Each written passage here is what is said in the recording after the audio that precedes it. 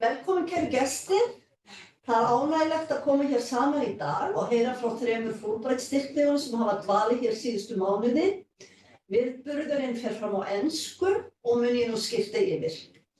Dear guests, I welcome you to this Fulbright Forum, where 3 of our Fulbright grantees will talk about their experiences in Iceland over the past months. Let me note that we are also live on Zoom for those who cannot be here in person.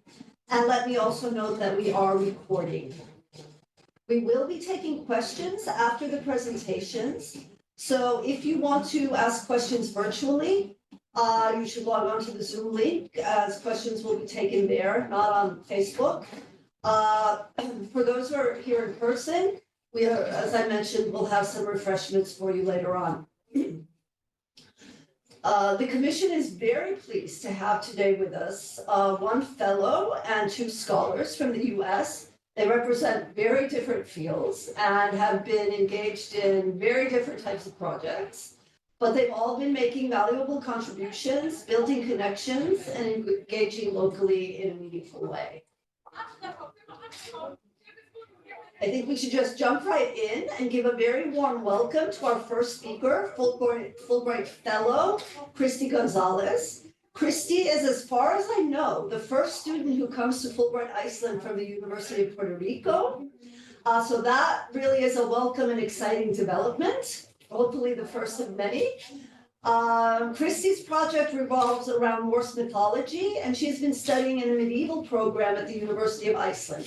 So, Kristie, please tell us what you have been up to. Come on up.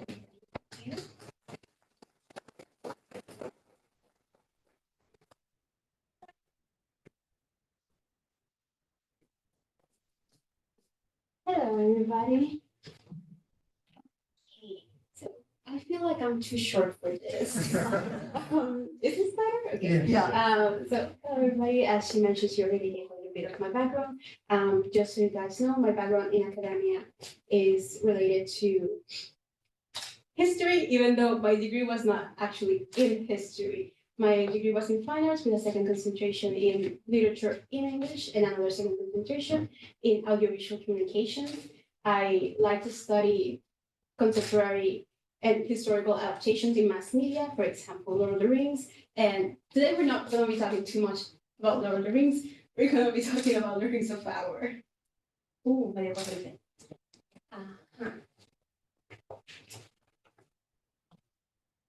Okay, so to get a little bit more background, I wanted to start off by talking about myths and mythology. And if you guys are willing, like, if any of you could be telling me what exactly myths mean to you. I guess I think of like Greek mythology and Greek gods and things. Okay, but what does mythology, what do you think about aside from certain countries and Stories. Just stories that kind of became part of a collective or shared identity of people. That's a good definition. Yeah, we're running with something very similar to that. I believe we're all very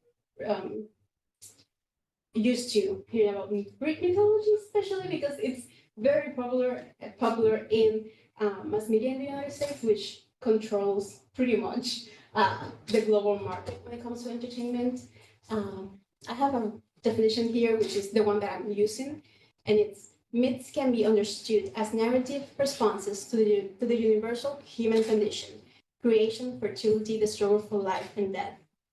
Myths confront the most difficult questions. This is a quote by Heather O'Donoghue from Asgard to Valhalla, and in which she studies a lot of different adaptations about the Norse myths. And in conclusion, from what she argues and what I argue as well, is that myths are a reflection.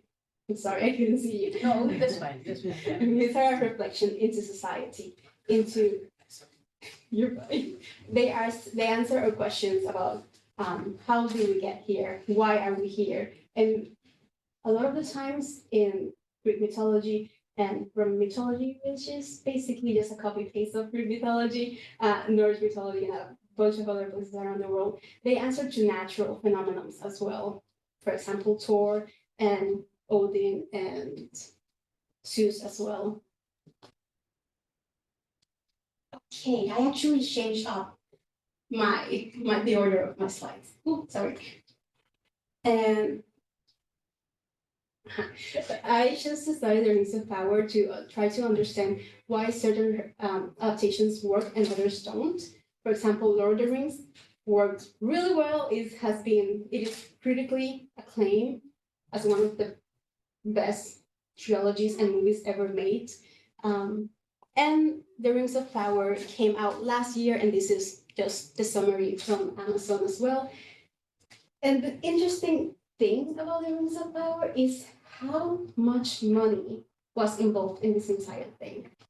Amazon, before any production costs, just buying the rights for the television series, they invested $250 million. That is an absurd amount of money to be investing before any production costs, before even having a storyline defined.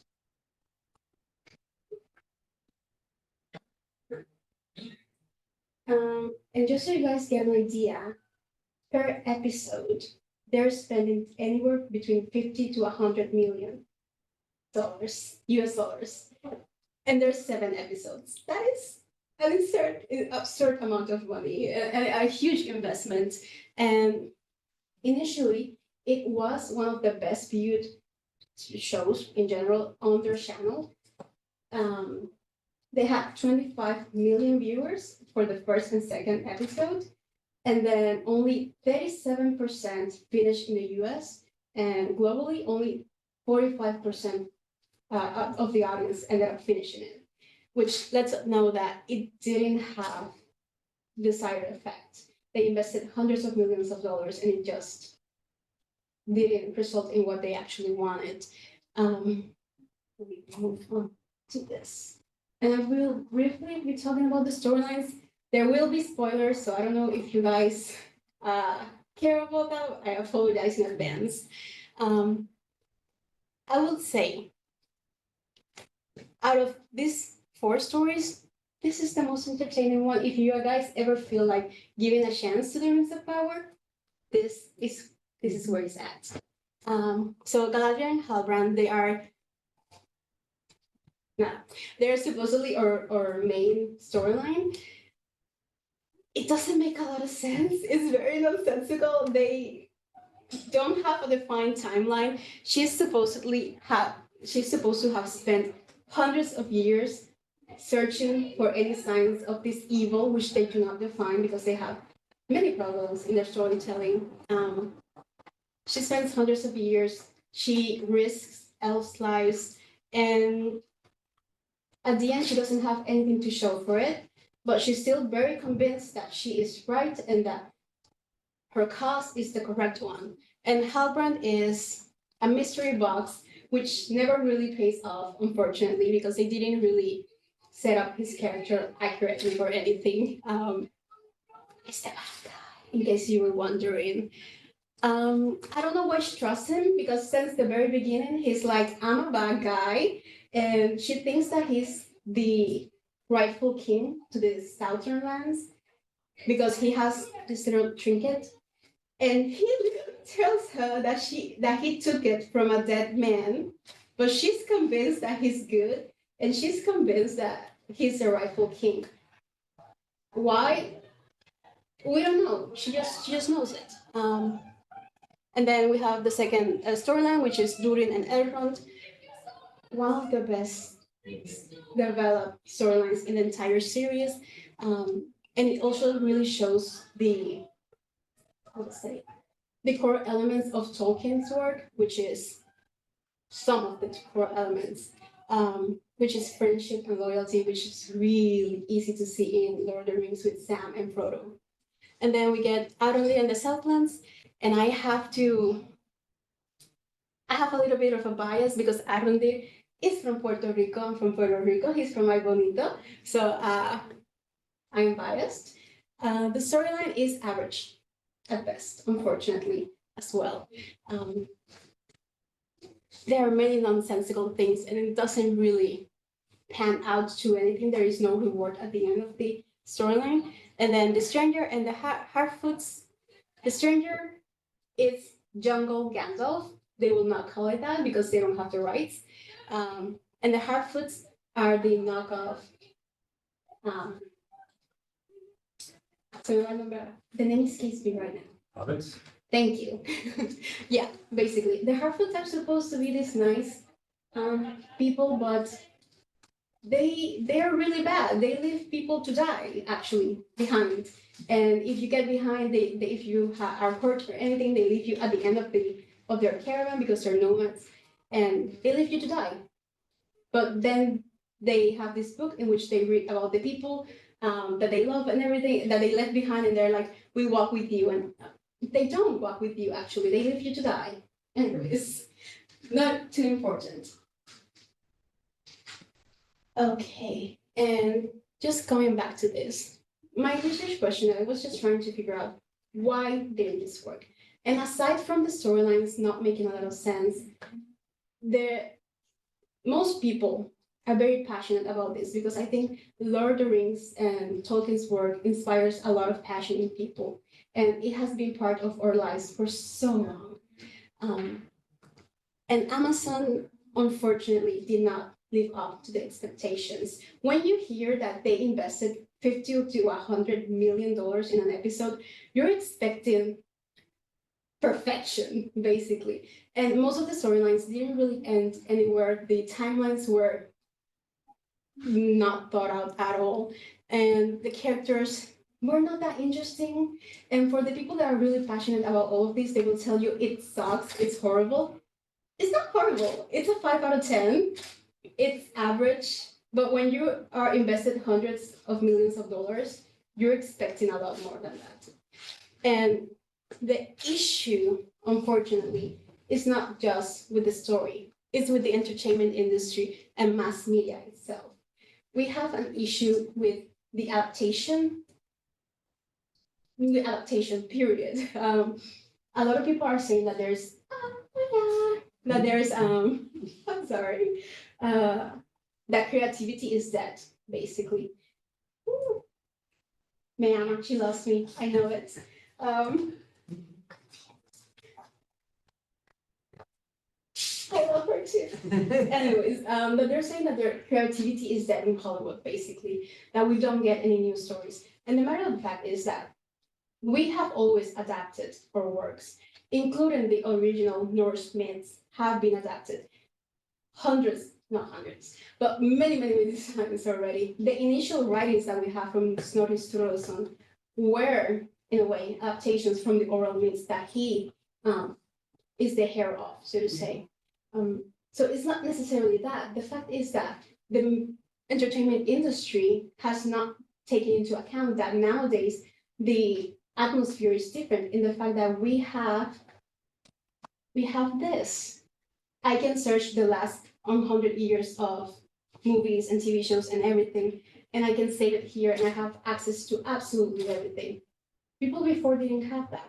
20, 40, 50 years ago, the movie came out, and you only remembered that movie. You only had access to what was near you, in a way. And the entertainment industry has not really taken that into account. The problem is that the initial products are still relevant. Lord of the Rings is still relevant. For example, they're making a new series of Harry Potter. The movies are still relevant. And all the remakes about the Disney princesses, the cartoons are still relevant. Why are you wasting money making this? We have access to those products. So we are just in this cyclical cycle in which nothing new is being created, and the things that are being created that are new are not being invested in because the big companies, they want to cash in on the nostalgia aspect. They want to cash in on the fact that it's Lord of the Rings and everybody likes it and everybody knows about it. So let's piggyback off of that. And then when you mentioned, and this was something that Jeff Bezos talked about, that, where is it? That he wanted to protect Tolkien's legacy, but then you take his work and you absolutely ruined it, then people are not gonna, react well to that, especially if you don't know who your target audience is, because they definitely did not who their target audience is. And this is just the issue about mass media. And another thing is that, I'm checking the time, and we're almost there. Sorry. Another thing about the issue about this entire thing is that we, unfortunately, are also encouraging this, is that because we have access to everything, we want more and more and more. So it's 15 minutes memory. For example, with the Marvel Cinematic Universe, how many movies have they come out with the last year? How many TV shows and series and stuff? Nothing matters because everything will pass incredibly fast. And everybody wants to be the next Game of Thrones, but nobody actually wants to study what made Game of Thrones so successful, what made Lord of the Rings so successful. And that is basically the biggest fail about all of this. They're interested in the money, they're interested in the emotional response, and that's another thing. They think because a lot of people are talking about it, oh, it's popular, we're doing it, okay. You're not. The internet is like that. When you go into YouTube, you will see, if you Google the music power reactions, you will find hundreds of videos. But those people don't care about it. They made the video and they moved on. 37% and 45% only finished the series. What does that tell you? You know, it's not relevant. It will be forgotten incredibly quickly.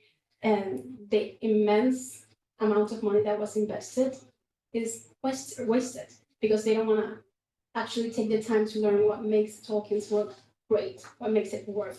And for me, that is that it's very reflective of mythology in the sense that it answers those questions that you mentioned at the beginning, those universal values and themes that unites us and in a way define the human experience. And I think that's a good place to end because I'm out of time actually. So yeah. Thank you. Do you have time to take a couple of questions? If there are questions now, we can also wait until at the end if people have something to think about. Yeah. Do you know, my understanding is the Amazon series did not follow the Silmarillion properly. Do you know why they didn't do that? There were many reasons. One of them is that they didn't have the copyrights for a lot of stuff. They spent 250 million, so there were legal battles, so to say, about the copyrights and what they were allowed and not to do. That was one of the issues. The other one is that they mentioned actually in one of the press conference, which is another thing that actually affected them, that their press, like their promotions were horrible. And in the promotions, they said that they wanted to create suspense and kind of like mystery. So they thought that since they wanted to appeal to the fans, that the fans would know already about it because they would read the books and they would not be any tension, so to say. So they wanted to create things. I think if they had just bought the rights and be like, we are going to take inspiration from this work, from Tolkien's work, but we're not gonna be trying to be Tolkien. I don't know if that makes a lot of sense, but just be inspired by Tolkien instead of this is Tolkien's work. I think they would have done a lot better. Unfortunately, they didn't do that. Yeah. I actually have kind of I guess somewhat of a personal question, just because I've always been curious. So all of the creatures, to some extent, within Tolkien's work, have been inspired by Norse mythology, as you mentioned, even folklore. That's the reason for the elves. How did the dwarven race come about? What inspired Tolkien? Is that mythology based? Is it folklore based? It's mythology based, and it's really interesting. Actually, I love that you mentioned. I think out of the whole entire races, the dwarves are the most well-defined in Norse mythology. And one of the stories that I find really funny is that they have their own explanation in Norse mythology as to why women don't have beards. And that's actually a point as to why a lot of people were angry because Disa is one of the characters. She doesn't have a beard.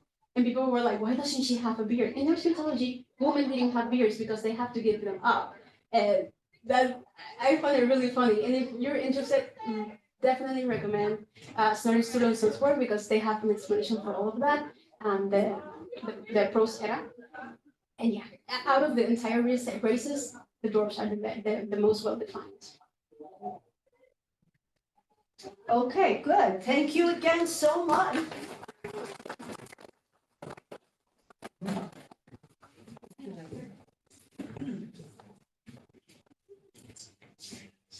So next, we're going to move to Dipankar Dasgupta, who's in Iceland on a Fulbright National Science Foundation Distinguished Scholar in Cybersecurity and Critical Infrastructure Grant. It's a mouthful. And this is an area that the Commission has prioritized over the past years. He's from the University of Memphis, where he's a professor in the Department of Computer Science, specializing in computer and information system security. He's hosted by Reykjavik University, but I know he has also been busy making connections at other institutions, and we appreciate that. Iceland is fortunate to be able to utilize his vast expertise. So the floor is yours, dear Dr. Dasgupta.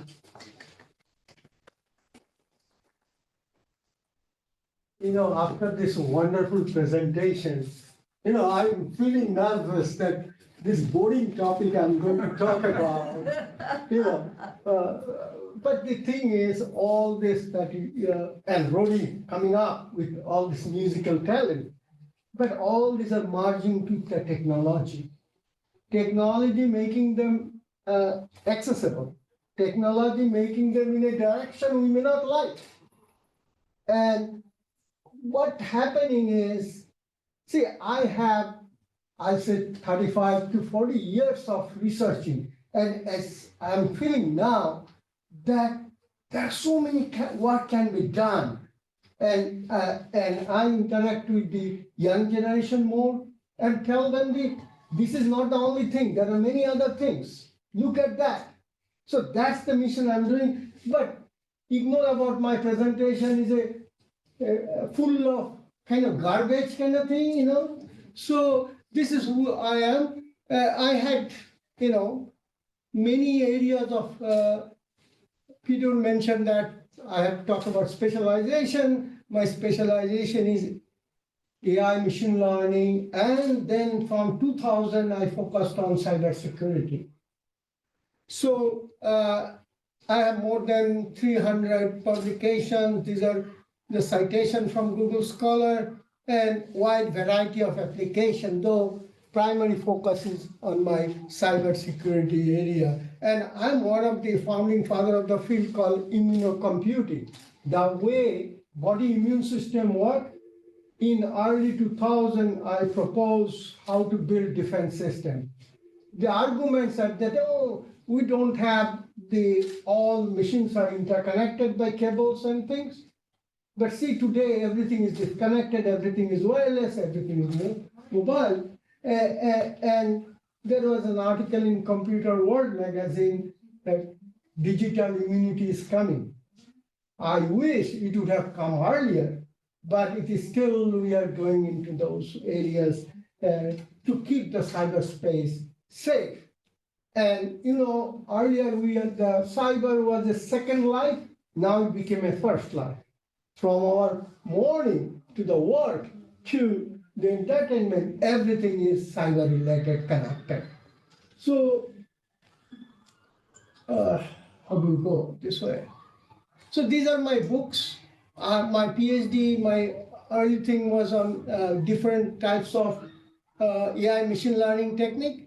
And this is the last book on those techniques using authentication. And my research work is how to make the authentication more secure, verifying the identity, so that person who is spreading the news, fake, true, can be identified and attributed to what they say. So, and I have several patents, and some are also under submission. And since 2007, I am organizing this computational intelligence in cybersecurity. So AI machine learning are under the umbrella of computational intelligence. And there are 20 plus algorithms. Only we are focusing on one algorithm. Imagine if all are used, it will be a powerful way to, solve problems. So my Fulbright assignment, this is what I did. Soon I came, I proposed a 3 weeks cybersecurity program using AI. And it took process to go up. Hopefully in coming semester that they will introduce it. I told them whatever way I can help, remotely or making a short visit, it is possible. And this program is between the University of Iceland and Reykjavik University. I'm happy to see that they are working to launch this kind of program. Then I gave 10 talks, and one is coming event in Oslo. They invited me, but I cannot go. It will be on 26th. So AI cybersecurity in healthcare. Healthcare has been continuously attacked, and personal information are getting stolen, electronic records, and this becomes very critical. And they have a European Union project, and when they knew that I'm here, so they invited. So I also attended the Iceland Cybersecurity Conference, and then I went to Lisbon on a software and AI areas to attend during the weekend, one of the weekends. I interacted with 5 research groups, and I'll give the details in each the cybersecurity group, AI group, software engineering. So because I like to learn from everybody. And then I also visited 2 other universities. If you see, this is so much of academic. I also enjoyed during the weekend. Me and my wife did all these tours. You can see movies, a couple of visits. One of the weekends, my daughters came, and we also went some places. And now we are also going to the, as you suggested, the thermal bath. Yes. So another thing, since we have a monthly bus passes, so we are using all this, which goes through our road. So one into the another end, stopping at different places, enjoying because I love to know the culture. I love to. We almost visited 50 countries. So this is again a learning thing, how people think, how people interact, and I enjoy that. So these are because this proposal takes time to the approval process. I said, well, since I'm here, let's involve students and participate. I give a series of lectures. Like there is no credit. But I'm surprised yesterday, Rory, that room was full. So it depends, sometimes reminder is needed for the students to come. So I have one more on April 30th. And I don't know, I told them May 1st I'll be leaving in the morning. Unless you are interested, I am not coming. But everybody says, please come, we'd like to hear. So let's see how it goes. So these are for them. And these are different groups. And that is for the Fulbright commissions you don't have to look at. And I also maintain a diary of activities. So these are some of the activities it was. So green ones where I gave the lectures. These are some lectures. I attended which date, and today is this. So I also have number of things. This is the talk I'm going to give about, all about authentication. And I have 2 slides on what I work on. So, and they insist on healthcare ecosystem. So that's my entire schedule.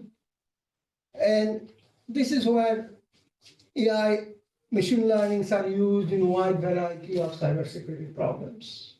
And since 2004, I introduced a program in University of Memphis. undergraduate master's program. We have huge research because cybersecurity, you cannot train, you cannot do education unless you have a strong research, because things are changing so quickly.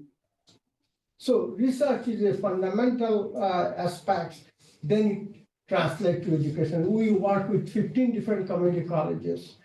So you can see how to find bugs, malware detection, we have patents on that, intrusion detection, and this is now my topic area that I came to work with. Now, this was the report in 2024. Now, question is, do I as a user, do I have to care about this? I'm not in computer science, I'm a musician, or I'm a mythologist. Yes, because your identity is important, right? And privacy is important. Now, when I was young, my grandmother used to say, dumb and deaf doesn't have enemies. So don't talk, don't listen. But nowadays, if it makes money to me, I'll cheat the dumb and deaf.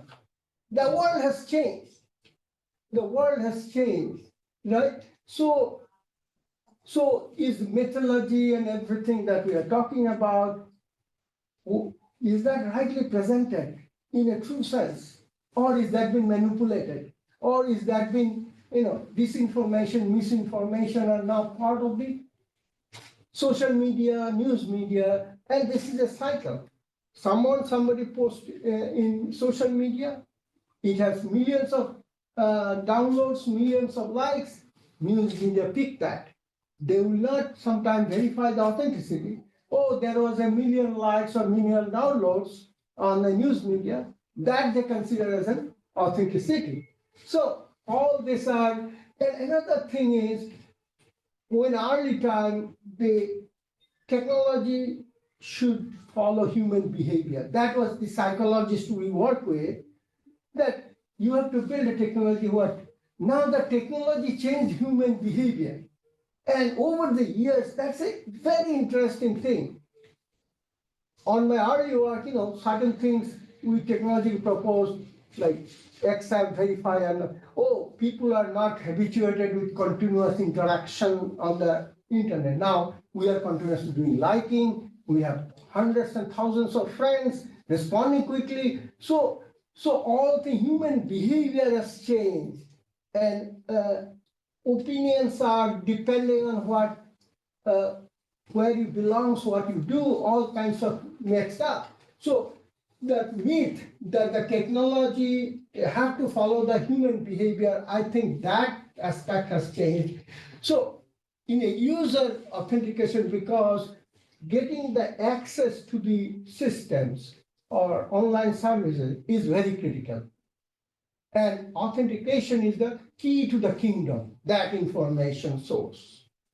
So still we had password, PIN, passphrases, in, I think, last week of January, Iceland has a huge cyber attack, but Reykjavik University still we could not recover from some of those. But majority is the password based. Now, there are other things nowadays coming to verify who you are in a passive, in an active way.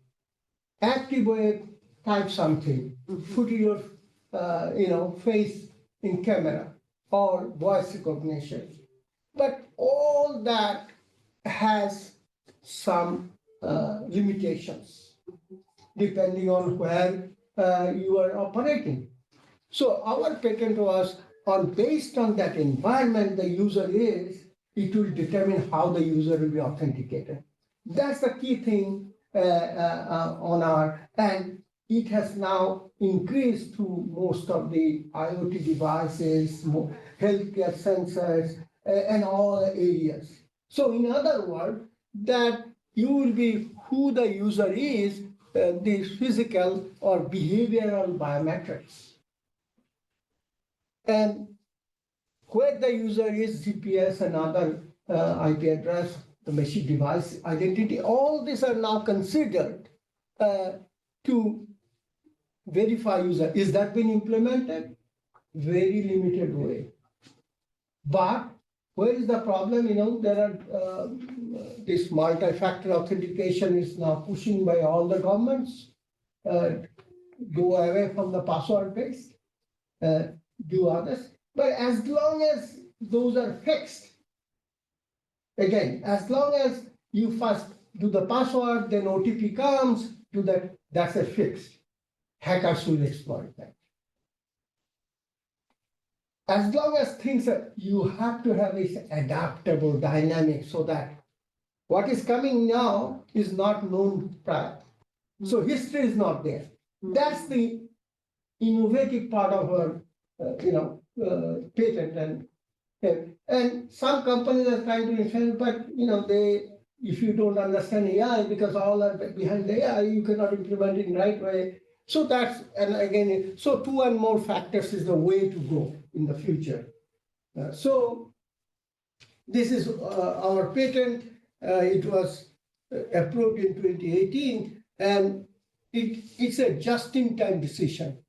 How the user will be authenticated. Now, it doesn't matter whether you are a computer science or engineers or a philosopher, or that is everybody's issue.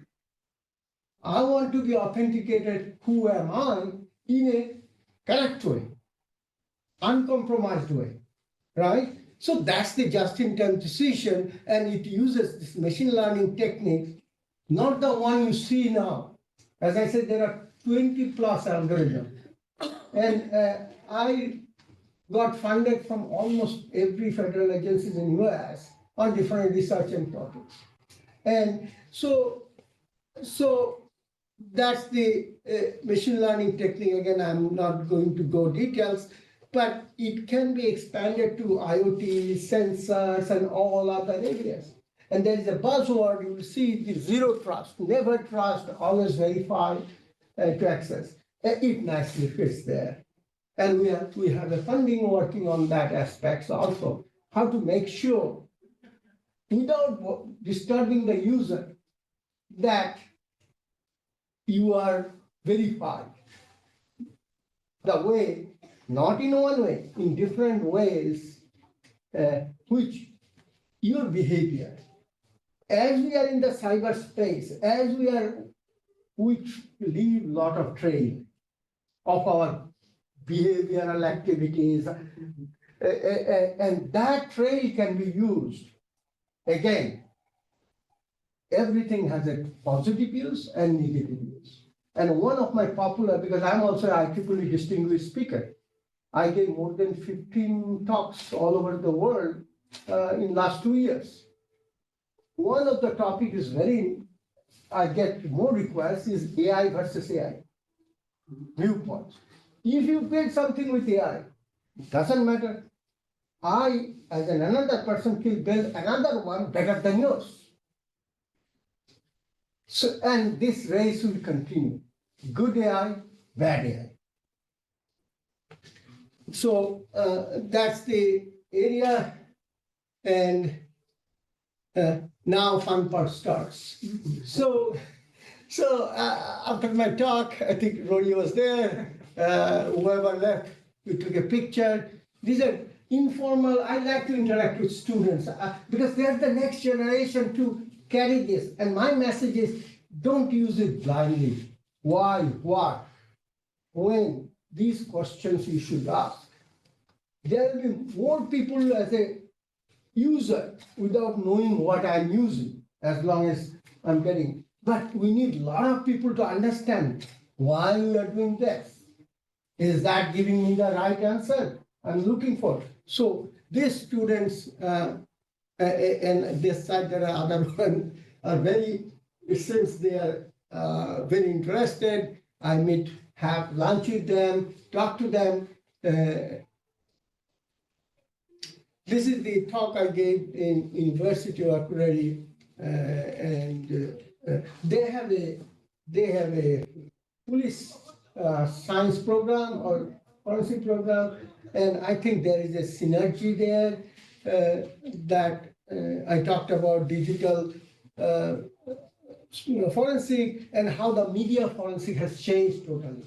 Because, I 10 years I taught 2006, 7 till 15 different forensic techniques. Now after 15 things has changed because in old days we used to say the image tells 1,000 words, right? Image speaks 1,000 words. But today image speaks 1,000 words if it is true. I can manipulate, I can morph, I can change, and it will tell 1,000 lies. So that's the thing. In my classes, a lot of police, secret service, and security administrators participated over the years. Things has changed, and they have to continuously update their knowledge. How is that thing used? Other method to manipulate. So I'm also part of the AI regulatory body in IEEE and many others. So this is in Ecuador. I think I'm giving a lecture there. This is the conference. This is the conference I attended on, I think, April 4th. And our exploring the Iceland started with Belinda's lunch, and day one we started different places. This is the Frost and Rory's concert. We visited other places. We're lucky to see this northern light. This is our other visits. We took some tours. I think that's it. Oh, before I finish, I'm always I feel I have a lot of things to contribute. And this is the time, I'm 65, but I still feel I'm 32, 35, because the amount of energy I have. So my wife sometimes says, slow down. I said, why should? So look at this. I have projects. So in the afternoon, I sit, after going there, I have conference, Zoom meetings with all my staff and researchers. So we have a very powerful consortium called National Cybersecurity Preparedness Consortium. And these are the involved. It is now federal funded. Earlier we used to call the line item, but it is every year. Last year it was 8 million. This year is similar to that. Prior year it was 4 million. So we developed training for US citizens. That can be used here in Iceland with American Embassy, so we already developed it, and these are regularly updated. And I'll show our courses, but the other guys also do hands-on and online. Now they also started online. So we also part of the cyber crop. We are also Stop, Think, Watch. This is a Homeland Security Consortium. This is a 5-university consortium also on workforce development on cybersecurity. We have a conference coming in June. So, we are leading that. There are many other activities there. I'll show you some of the courses. So, Belinda, if you would like to pick it up, you can take it. These are the courses that we as an university developed over the years. Understanding social engineering attacks, cyber identity and authentication.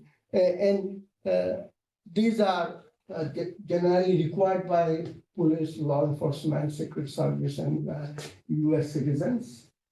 When there was a deployment in Afghanistan, I saw the connections came from them. So, but with the government to government relationship, this can be open to the Iceland, and this is an opportunity, and I feel the US and Iceland has a very good relationship. And so these are continuously updated. This is end user security and privacy. So it goes through a rigorous review process. We have our internal, then the team review, then the of government review, then only it release. Each of the courses lifetime of 2 to 3 years, then you have to update. So this is we can, and I'm also working on other faculty to continue the research of our common interest. Okay, is that too long to go?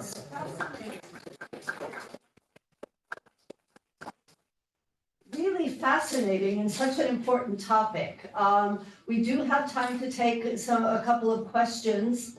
If nobody, I'll start actually. I mean, certainly, first maybe, what is your perception here in Iceland in terms of awareness of the need for enhanced cybersecurity here? How do you feel that I mean, not only computer sciences, but in general, the people that you're talking to, what is their level of awareness? So I attended that Iceland cybersecurity conference.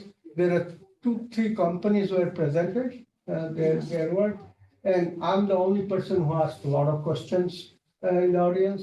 So I think I'll put it this way: there is significant opportunity to get to the level, where you are. So as I say, even in neutral country, even when somebody is not involved, they are not immune from the cyber attacks. And real danger is the healthcare systems. That's why University in Oslo, they have invited me to talk about on the healthcare side. So I think here the comfort level is very high. I don't take it negative way, but there are a lot of things can be done. Yeah. Whatever I tried, I met my expectation, but it could be done beyond the expectation. And I sent at least 3 different opportunities from NSF and other agencies for European Union collaboration to different people who have shown some interest. And money is there, only thing the will force. That, okay, let's go extra work and get these things going. That extra willingness is needed. And hopefully some of the announcement, one is deadline probably in June, another is a little later, something can happen in the collaboration. At the same time, this proposal, as it goes through, probably in this spring, there is a possibility. After this meeting, I'm going to meet with the department chair. He is very supportive. And always, he said, tell me what you need. So I'll put forward, and I'm also talking to the person who is the security in charge in both universities. As far as Akureyri is concerned, I consider them as an educational institute. So whatever this research institute develop, they can benefit out of it. And that goes to, I mean, just those courses that you were showing now, they seem very practical and interesting. And I know that for us, for example, as a small organization, we look at the cyber attack on Reykjavik University and we think we could be, that could be us, and what do we need to do and all of that. I mean, have you talked to others about making those courses available, or would you want to talk to the commission about it, or who? I have not talked that way. I only talked to the professor in cybersecurity there, because they are the people who will introduce these things or take the initiative to bring it here. It can be done in more government to government level, or it can be done in a university agreement level. So 2 universities will sign, and then we'll make a local version of it, removing the, because we as a developer has the right to use it, for other academic purposes. We use them in our courses. And the way these courses are developed, it's like you'll be given a story and think about, like an out-of-box thinking. Think about what are the possibilities, answer it, then it will be evaluated that way. Yeah, Yeah. Kristie? This is a comment slash question, so to say. You mentioned a little bit about AI, and as an artist, we have seen that AI has, the technology has advanced immensely over the course of a year, in which at the beginning there was, I don't know if anybody has seen it, this meme video about Will Smith eating spaghetti, and now we get videos in which you can't even tell if they're real or not, which obviously raises some concern about politicians and videos being spread. And as an artist, we have seen that there's an emptiness, so to say, in the laws, in which there aren't that many laws that actually regulate AI. And I was wondering if that's something that you thought about. Right, again, I'm not a political person, I'm a pure academician and researcher. So I don't talk for the industry. I think it has to be regulated in some way. The challenge is when you do physical things, good or bad, there is a attestation, right? Rory composed this music, or I did that. When you go to the cyber with anonymity, there is no attestation. Who did it, who is circulating, who is getting benefit is not known. So, and always any of those has a one or two goals, but there are secondary side effects or whatever. I strongly feel that social media should be regulated in some way, right? Without compromising, but you cannot spread hatred. You cannot, and there is a good thing evolving, those are psychologists, that even this is factually wrong, I am justifying, I believe in that, and validating that. And other my followers also liking it. That's the, so benefits are big, dangers are also bigger. So there, and as the AI is coming in every aspect of our life, there is I have not done, machine has done, so who will be responsible? Who will be responsible? I have an article also, who is be responsible in AI's bad date? Because all the applications can do good, also can do bad, depending on what you want to do. So it's a valid question. I don't have the answer. Big people will have more answers. And there's a slash question also. I think usually people expect younger people to be more aware of the dangers of the online everything world and everything. But have you ever been surprised by the demographic that is actually aware? Because No, it is universal because I reach to younger people more. We have high school boot camps. We have middle school boot camps for last 5-7 years. Even January 8th or 9th, our next one is coming. And we take 50 and we give them all these challenges. But the point here is everybody is followers. Oh, look at that app came in, use it. Then everybody is using it. Facebook posting, oh, I posted it. See how human behavior changes. Oh, you didn't like me, my posting. So I have extension. There is a psychological, psychiatrist people are going, I did not get much like on my posting. So human behavior is continuously changing. And what bothers me is all these creative things, music, pictures, and all the artistic things. Right now they are capturing everything without permission, without the, and a recent article came out that if you search something, it will be a combination of like a Lord of the Rings picture along with something. So So that's not their creation, but they're getting money. You have to give monthly subscriptions to use those tools like Midjourney or Sora, and whatever tool is this. So creativity is going to a level, I don't know, it had to be re-evaluated. In last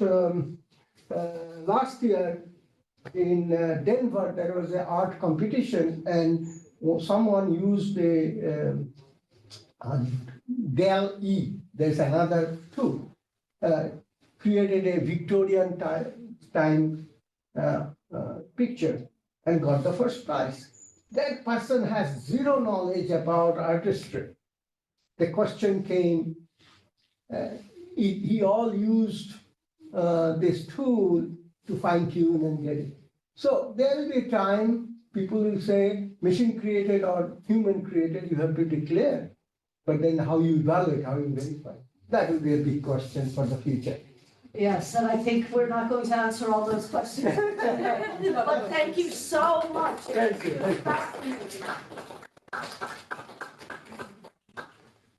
Yes. Okay.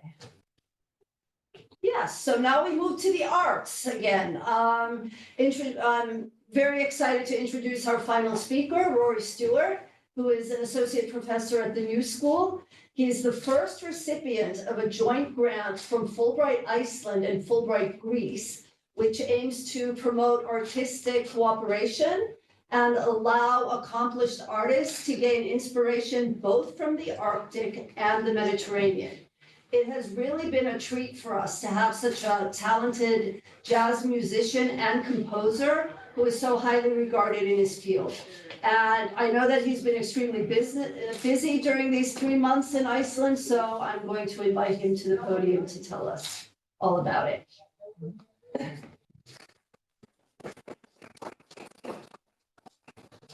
Thank you. So I want to second what Dipankar said about how pertinent what he's doing is to, I can't speak for you, but from my life, I gave him a story. I was hit by an SUV walking across a pedestrian crossing shortly before I came here, fully ruptured hamstring, ended up in the hospital. They had to do some blood tests, and they promised I was going to get the results in 24 to 48 hours. So I'm waiting, I'm not getting the results. So I start calling the hospital. I can't get through to anyone. I'm calling every number. The phone system doesn't seem to work. It turned out that there was a ransomware attack. They had to close the entire hospital. All the patients sent out to other hospitals. So it's amazing. All over the place, you see that the things he's working with are pertinent.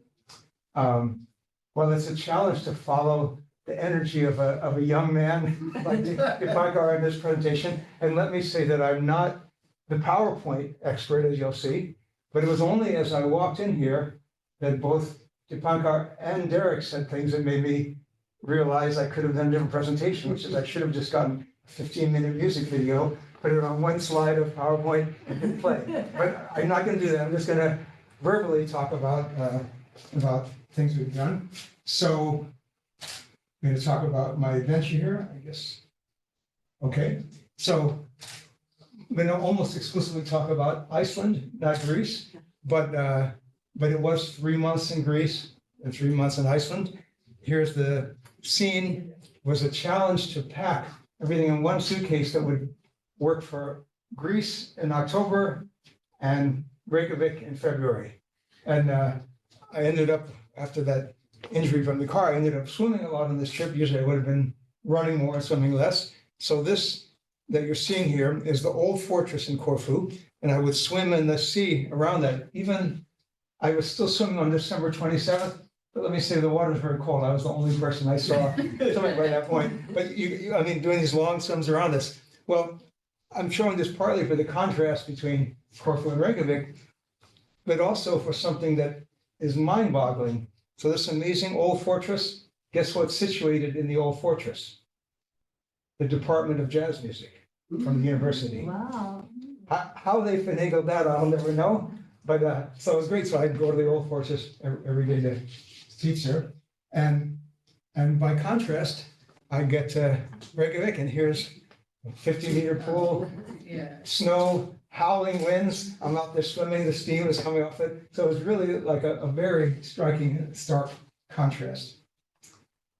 So now I'm gonna just talk about a few of the actual things here, teaching, composing, performances, etc.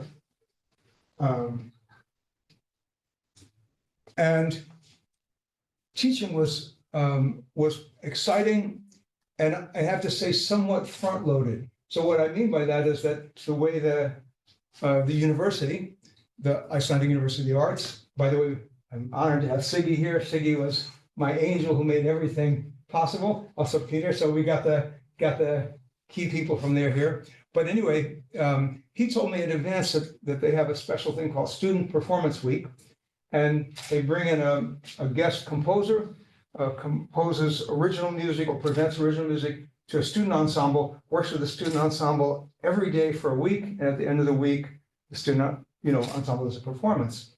So I was the guest composer, which was exciting.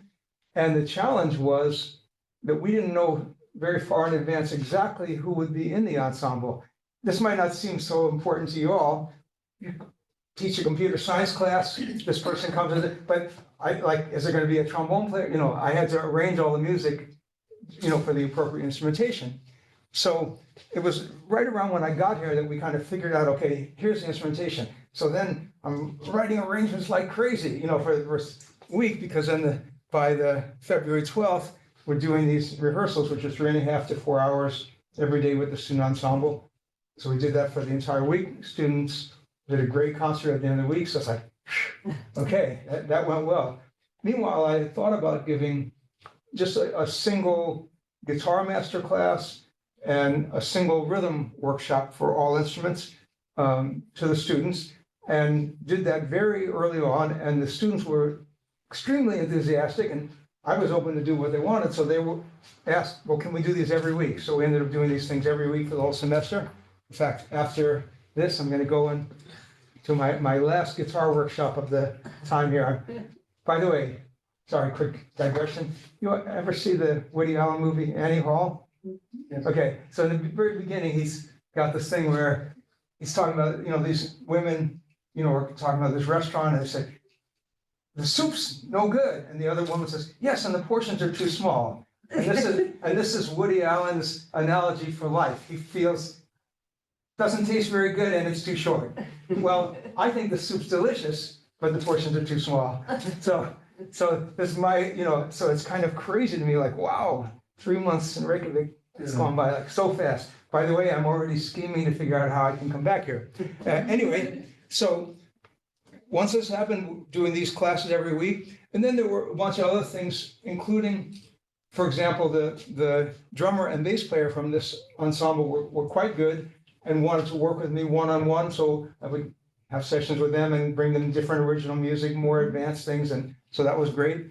I did a composition clinic that was fun, and the only thing on this list that's in parentheses is that very early on, I met and talked to Andres, the guy who's the head of MIT, and offered to do a guest clinic, guest workshop at this other university. He was super enthusiastic, and at first he was saying something about an honorarium, and I said, no, I'll do it for free, don't worry.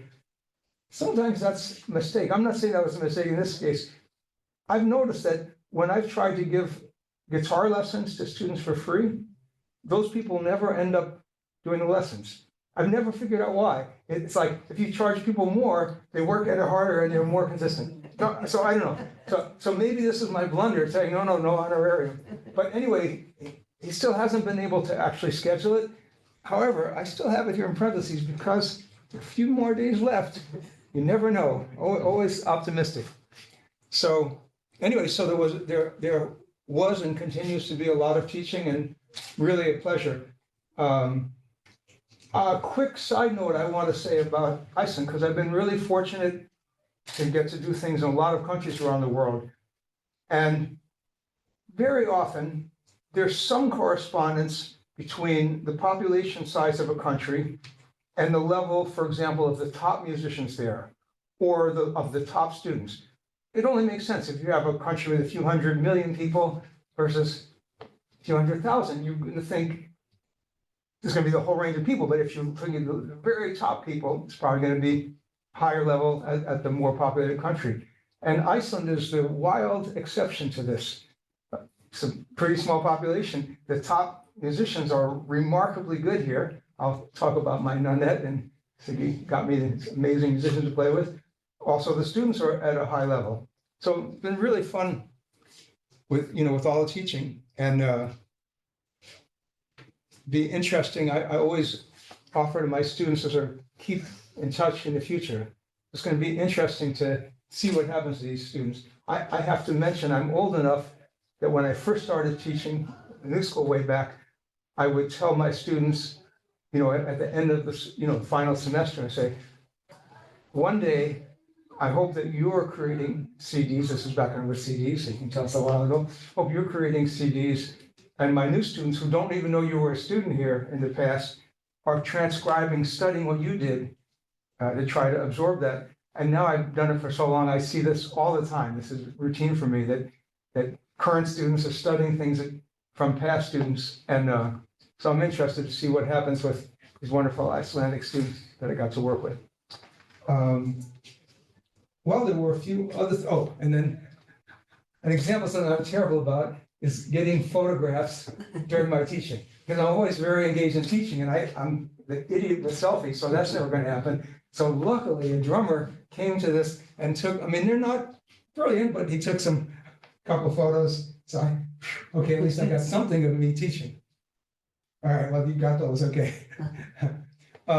So another big project here for me was composing. That was a lot of what in other fields you'd call research. This was a lot of what I was doing. So after the initial burst of writing arrangements for the student ensemble, next thing, I spoke with Siggy about the idea about getting a 9-piece group together. And of course, I didn't have any music for the group. And we got the people, we got scheduled the first rehearsal. So now suddenly, hours and hours a day, I'm in composing, arranging, and I ended up doing a dozen arrangements for the group. First rehearsal, we played through all the dozen, chose the 9 that we were going to do on the concerts. It's kind of interesting. This has been my experience. Just a side note, since some of you might not be in fields quite like this, it's very interesting the contrast between the experience of composing, where I'm almost always alone someplace. It's great if it's someplace like Reykjavik, or Greece was nice too. You're looking out in the whole fortress, but I'm alone, working hours a day. The contrast between that and then giving a performance where it's like this very social thing. There are all these people and then musicians on stage, and it's just really, really striking what a difference there is. So I started doing these arrangements, got them done in time for the first rehearsal. That was good. Then I returned to something I had started, which is really the biggest composition thing I've done here, which is this 4-movement piece for symphony orchestra plus jazz, guitar, and baritone saxophone. And now it's almost completely done. I'm just doing little bowing, little details in the score still. By the way, there's an amazing leap of faith involved here, because my baritone saxophone player friend is absolutely convinced that he can get an orchestra to do a read-through of this thing. So it's quite a gamble, because it's a lot of hours. If he doesn't get it, I'm going to have to find some orchestra to read this. Anyway, so this is nearly done. Of course, there are a bunch of other things I've been composing, that are in process. You never know what's going to happen when you go to countries you haven't been in a lot before. And I should mention about my early experiences, and even about the process of getting this Fulbright Award. 10.5 years ago, I got a Fulbright Award, and I was based in the Czech Republic. And the program there was really great. The teachers were enthusiastic. I was working a lot with the students, but they and the Fulbright Commission there were super cool about me doing little inter-country things to other countries. And that was when I got to meet Siggy, came to Reykjavik. It's just a few days. I had performed here once before in the middle of summer, where I was running at midnight, and I remember that the sun was still visible. But this thing 10 years ago, it was in January, I think the first week of January, and I discovered, actually, it's kind of wonderful. It's almost always dark, then there's this mysterious, ghostly light from a few hours a day. So I really loved it. So I knew this was a place I wanted to come. And during that same time, I went to Corfu, and I was there for maybe 4 or 5 days. And I got to teach there and meet the students and the faculty. But let me say something about the faculty. This was the moment when the economy in Greece was in disastrous situation. So my colleague, the guy who is my sponsor there, Dimos Dimitriadis, the situation was so bad that he was the only full-time faculty member in the jazz department. And all of the adjuncts had to be let go because of the economy. So he single-handedly had to teach the entire program. That means he had to teach the trumpet player, the bass player, all the instrumental lessons, everything.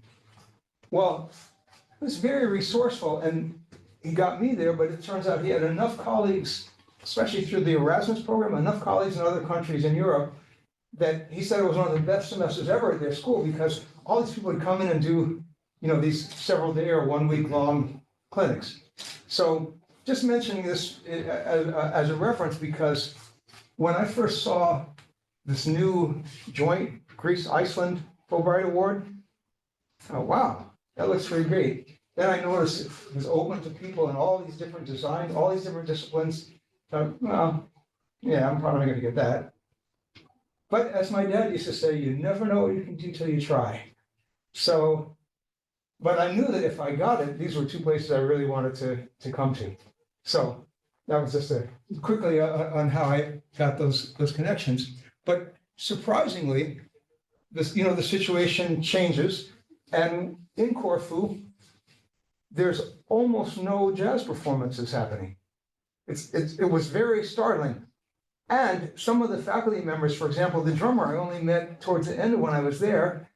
And I said, oh, well, we should play. He said, well, I'd love to, but I live in Amsterdam and I just fly in here each week to teach lessons in 1 day. So I began to understand, like, oh, no wonder you don't hear faculty playing and you don't go to performances. People aren't all even necessarily in Corfu most of the time. But what a delight when I came to Reykjavik and was able to do a quartet gig. I won't even try to pronounce the names of the places because I'll butcher them, but you can see them. I wrote them clearly on PowerPoint. Yay! Anyway, quartet gig in February, duo gig with Sana in March. This was just funny because she's married to a drummer named Scott, and he's who brought me to Iceland the very first time to play. And the gentleman who out of the blue found out I was coming here and asked if I were willing to do this performance, kept mentioning, well, this is a duo, you'll do a duo with a pianist. And pianist is one of the top pianists in Iceland. Like, great. Then it's getting closer and closer to the gig. I don't even know who the pianist is, let alone we haven't exchanged music or anything. Finally, it then said, the pianist is named Sana. It's like, oh, okay, I stayed at their place. She's my friend. So it was really fun. And then finally, the really big one, the nonette. And that was also interesting because Siggy told me, and he was right, that very few students from the different schools actually will get to Harpa to see one of these big concerts. So I thought, I really want these students to hear this music and hear these wonderful musicians.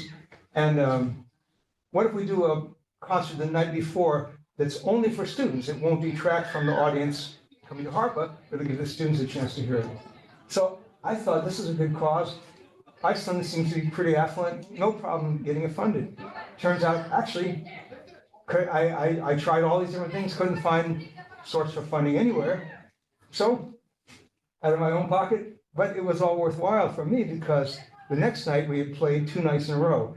For those of you who aren't performing musicians, might not appreciate it, it makes a huge difference. So some of you came in here, heard us the second night, and but thank you for the first night too. That was very helpful. I'm listing the incredible musicians that I got to play with. And so these were the main performances. I will say that I also, and photo of us at the beautiful concert hall. And so really, really rewarding to play with these wonderful musicians. It was terrific. I did do a bunch of additional playing. This might not be that interesting, rehearsals, duets, sessions with people. So in contrast to Corfu, which was a great experience, but in a tiny way reminiscent a little bit of the pandemic, where I'm like composing, practicing and all, but not getting to do things with other musicians so much. So in wonderful contrast was Iceland, getting to do so much music with other people. Of course, one of the great things, I don't have such a lovely slide as Dipankar's, where he's talking about all the fun things he did, but all the connections and friends been really fantastic. Icelandic musicians, music students, guitar tech repair people, the terrific people whose house they're renting me the basement apartment, really, really wonderful. A swimmer, and then of course, Fulbright people I now know a little bit, not too much, but a little bit about the mantle of the earth and the way seismic activities happen. And I did get to go to a couple of cybersecurity lectures. I wish I could have gone to all of them. So, and of course, the wonderful people at the commission. So it's been really great. And I'm hoping to, keep a lot of these friendships and so forth alive for a long time. Just some miscellaneous things. What a treat to get to hear Siggy's 60th birthday concert at Harpa with hundreds of people in the audience, a big band. Wow, that was fantastic. And I got here in time to hear it. So that was fantastic. Because I had such a busy schedule, I didn't go to as many Fulbright events as I would like to. I got to an alumni meeting at Kex, got to see Frozen, got to hear these talks. And as I mentioned, pools, World Champ Gym, runs, long walks to see people. So quite in contrast to Dipankar, who's got every number of every bus that he went on, I was totally not a bus person. So it actually ended up being quite fun and interesting that I basically walked everywhere. And I saw quite a lot from walking, and kind of how I feel like how I got to know place some. And I don't know if you'll have this feeling. This was from soon after I got here, from some very long walk. I went to a guitar tech, and for me, it's funny that this captures the way Reykjavik felt to me in February. I mean, this is someone I don't know feeding some ducks, right? Like, who cares? But there's something about this that was like, when I see this photo, it's like, I remember the whole experience, what it felt like, the wind, the whole thing. Actually, oh yeah, I'm going to talk about this in a second. Okay, so I hope you're all right if I mention just a couple of goofy anecdotal things that aren't like serious business. Okay, so my take on learning the Icelandic language. Well, everyone who knows me is already like, what? You don't know the Icelandic language? Okay, so there's one thing about what you imagine you should learn, and then the other thing is the reality. And let me say that many years ago, I studied French quite a lot before I went to Paris for 3 months. And as soon as I got to Paris, I discovered this funny thing, and I love Parisians, but there's a funny thing, is that even if you're from another part of France, and you have the slightest difference from a Parisian accent, the Parisian people are like, you don't say Paul. They're like, I don't understand what you're saying. It's like a very particular thing. So I quickly realized, like, okay, all this study is not going to work because everything I say, they're either really not going to understand it, or they're going to just pretend to not understand it. But, and by the way, of course, it's before the internet and translators and all this stuff, so I go around every place, but there was one word I had never learned, and it seemed to follow me everywhere I went. Everywhere I went, I'd go and there'd be a sign, and it would be, while I was pronouncing it, I didn't really know, interdit. Well, it's actually interdit, and I later discovered it means forbidden. Yeah. So I should have learned interdit before I went to France. Well, here's my image of what I wanted to learn, what I thought would be a representative sentence that would be nice to learn in Icelandic. Could you please tell me what your favorite brand is of skur that you can recommend to me? Okay, well, that would have been cool to learn, but it would have been completely useless. Because every single person I've ever met here speaks incredibly fluent English. And by the way, there are plenty of countries that I've gone to where there's sort of these very educated people who speak many languages. And then the person who sells vegetables at the market can't do it all. But here I haven't run into anyone who doesn't speak English. So asking about the favorite brand of skyr in Icelandic, they would have answered me in English because they would have known, oh, this guy's trying to train. However, signs and food labels are not translated very much. And so I won't pronounce it correctly, but the Icelandic people here will appreciate the piskuskalina, or piskuskalina, which is the name for the men's urinal. So it's things like that. I should have learned how to understand the signs. That would have been helpful. The other thing is, I had really lovely crowds at my shows. I really appreciated people, some of you are here, but many people coming out to hear me. And it was really great. But I have to tell you that I discovered it's a different group who are my biggest fans in Iceland. It's a very specific group. There's a demographic component. They are boys ages 10 to 13. By far my biggest fans. I can't tell you how many times, usually there'd be at least two of them together. Boys of that age would come up to me and they would say, "Are you Walter White?" Now, you are all laughing at us because you know who that character is. The funny thing is I don't watch TV things. So I fortunately, I knew that there's this thing called Breaking Bad, and there I look like the guy that, luckily I knew that before, because otherwise I would have been totally baffled that random Icelandic boys are, and always with great excitement, "Are you Walter White?" I finally started thinking I should have just said, "Yes, how do you know?" But I couldn't, I broke my heart. I said, "No, but thanks for asking." So here's one project that I tried, and I'm not going to say it's failed. In fact, I hope it's going to succeed, but this is one that's over a little bit longer time period, it turned out, which was this idea that we wanted to find some way to get the Greek and Icelandic students to collaborate with each other. So basically, there were sort of two avenues. One avenue was, we're going to do this all in the cyber world. We're going to do everything online. A student from one place will compose music. We will create the platform for this, and then people will record their parts in Greece, record their parts in Iceland. We'll get somebody to mix them, and we'll end up with this recording that's a collaborative thing. And that is still in the works. In fact, we decided to just go with the pilot project. The advantage of the pilot project is that we didn't have to make this an entire official thing that everyone would apply for and all this stuff. Because I knew the students in Iceland, I knew the students in Greece, I said, okay, it's a very good trombone player in Greece, very good trombone player in Iceland. I kind of figured out their collection. And every person I asked, all the students were like, really want to do it.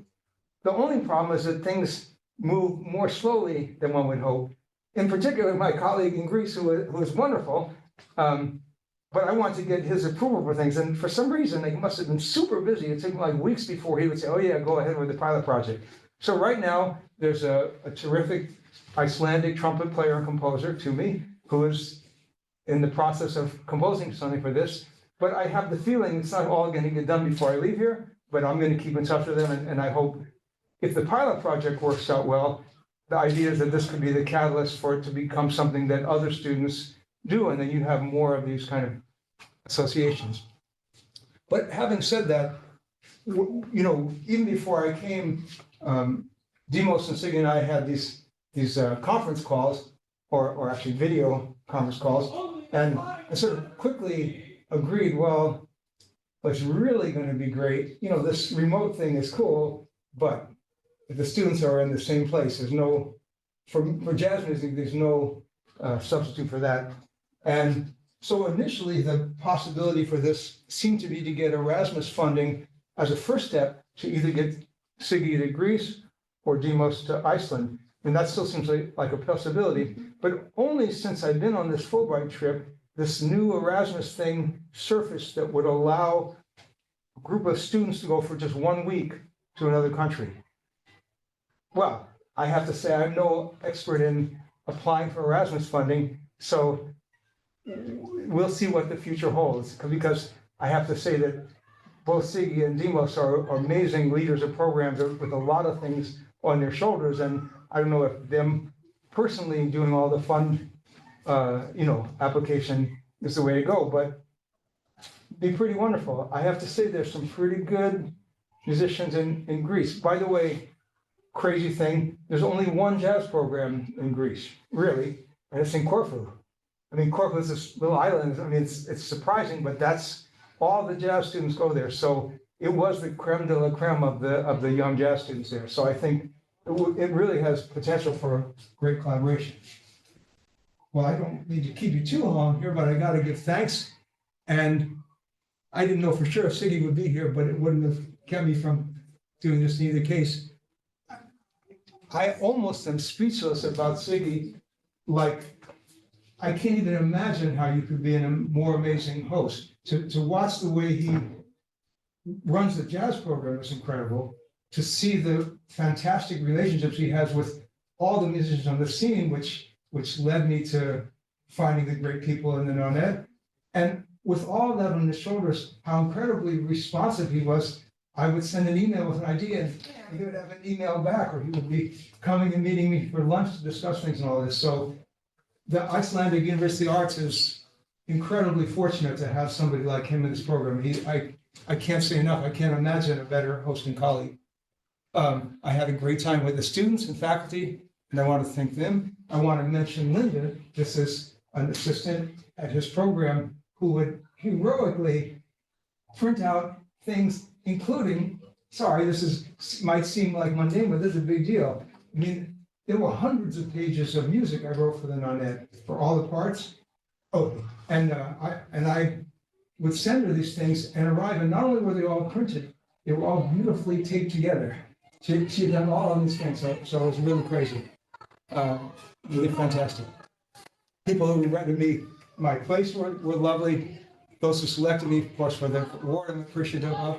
All my fellow musicians who I played with, new friends I made, and the wonderful people at the Icelandic Fulbright. By the way, I was staying right near Plum Park, and I caught a rainbow. About 30 seconds later, the rainbow was gone, but I caught it just in time to put it on your slide. So, thank you very much. I know we don't have much time, but I'm happy to answer your questions. Well, thank you so much, and thanks to your host as well, who has been exemplary. So, do we have any questions? Is there a difference between Greek jazz and Icelandic jazz? And then when you put the two groups together, is that going to be a challenge? I think it's not a stylistic difference that the way you're thinking of, where it'd be like oil and water. It's not that. I will say something that struck me is that it's just a cultural thing. Like the Greek musicians there play standards very well, but they tend to not write their own original music. Whereas the Icelandic students probably Siggy's planted the scene, but they're like writing their own original charts. But actually that works fine because Greek musicians are very good at learning the things from the charts. So it might actually, be a good combination. Yeah. Yeah, well, I enjoyed, and for those of you who were not able to come to the performances, you really missed out, I'm sorry to tell you, because they were absolutely fabulous. And it was also really interesting sometimes to hear the stories behind the songs and the names of the songs. I'm actually missing one composition from you that I'm hoping that you will still be writing maybe after the experience. And that is the one titled Corfu Nights and Northern Lights. On the list. By the way, I'm a crazy composer actually keeps a list of song titles before I've written them. So this is you email me, I'm gonna put it on the list. Yes, it's in the running. Yes. All right. I want to thank our speakers and also thank our audience, both in person and virtual. I hope you enjoyed this as much as I did. I'm at these types of events, I'm really thankful for the Fulbright program, which allows us to foster collaborations in such diverse fields. These grantees have certainly made an impact in the few months that they've spent here. And they've left a lasting impact on their host institutions, students and other people that they've met. And I think that they themselves have benefited greatly from the Fulbright experience. And they've utilized the opportunity to increase mutual understanding and to gain inspiration for their own work. And I'm confident that they're going to leave feeling invigorated with new perspectives and much to share back home. And they're also leaving a lot here for us, and I'm grateful for that. I hope that the relationships that you all have been building are going to grow and flourish and continue to strengthen cooperation between Iceland and the US. All three of you are now going to be joining a special group, Fulbright Iceland alumni, and we look forward to staying connected for years and decades to come. This is a day where the high school students are graduating and they're out celebrating, so that's why we have all of this noise. But I mean, good for them. Yeah, but I do hope that we've built a lasting bond and that we're going to see you here again in Iceland. And at the Fulbright Commissions. Our alumni are our most valuable asset, and we really count on you to help us to build further ties between our two countries. And so once again, I want to thank you for applying to the Fulbright Iceland program, for sharing your talents with us, and also for giving us your friendship. And just a round of applause, please, for our three fabulous Fulbrighters.